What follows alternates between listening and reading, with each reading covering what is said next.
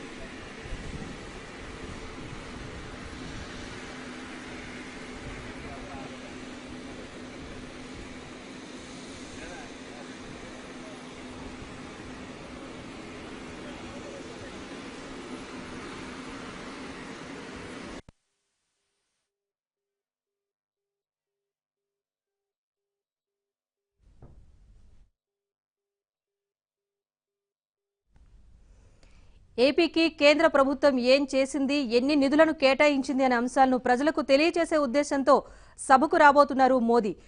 ఇదివరకు ఒకసారి మోదీ పర్యటన రద్దయిన నేపథ్యం ఉండగానే ఈ రోజు మళ్లీ మోదీ పర్యటనకు వస్తున్నారు. ఈ పర్యటనలో భాగంగా కాసేపటి క్రితం గన్నవరం ఎయిర్పోర్టుకు చేరుకున్నారు. గవర్నర్ నరసింహన్, అధికారులు, అలాగే పార్టీ కార్యకర్తలు, నేతలు అందరూ కూడా ఘనంగా స్వాగతం పలికారు మోదీకి.